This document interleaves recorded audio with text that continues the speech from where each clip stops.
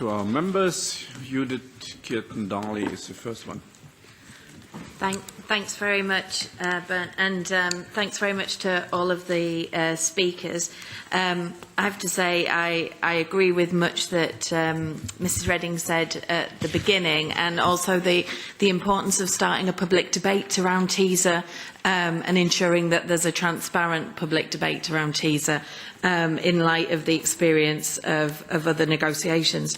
I think the danger of not doing that is that we end up with a debate which creates a lot of myths and a lot of confusion.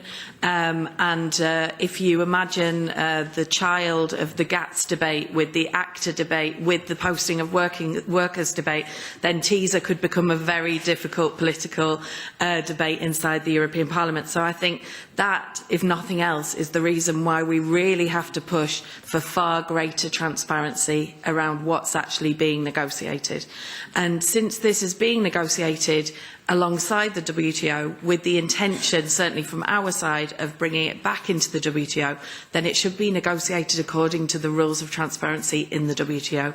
And that means, referencing what Marcus was saying about offers from every side being publicly available, allowing public scrutiny. So my question really on the transparency is, why aren't we seeing that level of transparency in terms of the offers which are involved in the negotiations?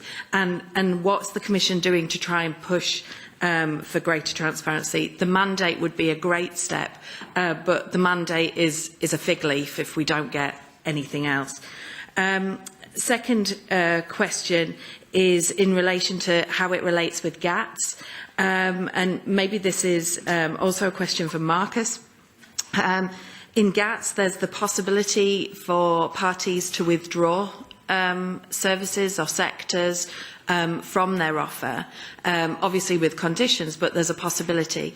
What are the rules in terms of TiSA? Is it an absolute ratchet that once something is in, intentionally or not intentionally, then it's locked in? Or is there scope of addressing that? Because I think that links into the point which a number of the speakers made around the confusion around positive and negative listing and a hybrid model. It does feel like we have shifting sands, and every time you kind of understand one model, a new model appears in the different negotiations. I always believe that where there's added unnecessary complication, there's probably something hiding behind that. So I think anything which is a very simple thing, which is easily understood, is the best, and certainly positive listing had that in the past.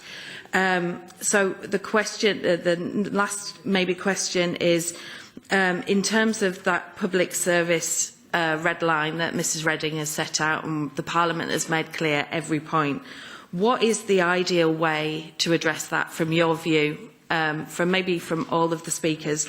What's the ideal way to ensure a full exclusion of public services? Marcus said that the CETA text is possibly the best that we have on the table at the moment, but is there a way that we need to push that carve-out is not in the annexes but in the body of the agreement? Are there other proposals? It'd be interesting to know what you all think in that respect as well. Thank you.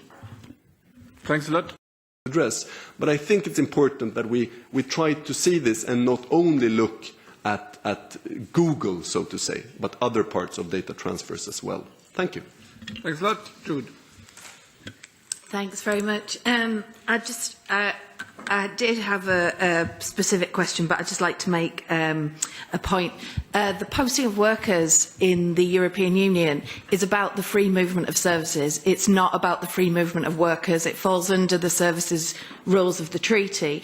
And therefore, it's highly relevant that we raise it when we're talking about trade and services across borders, because Mode 4 is essentially the international dimension of the posting of workers that we have inside the EU. And if we as MEPs start mixing up what we're talking about legally, we'll make it very difficult for a transparent and myth-free debate in the public debate. And I think it's very important that we have a debate on reality, and we don't try and disguise reality. it's particularly relevant, the Mode 4, in relation to the ICT sector and to IT professionals coming into Europe and ensuring that labour laws and collective agreements are properly applied. And that wasn't an element which was included in the in Mr Stone's presentation, but I think your presentation was more on the external offensive interests of the EU. So I just think it's worth recognising that. The question that I did want to raise, which I've been thinking about this morning, was both in Mr Stone's presentation and in Mr Bowles' presentation, is very clear that we have an issue as European service economies with US market access and with the US framework. And this is clearly part of the service negotiation that we have in TTIP. My kind of internal question is basically, which one do we want first? Is it better to focus the attention on the service negotiations in TTIP and to try and get proper access for European telecoms companies to access the market, to get a balanced financial services chapter in TTIP?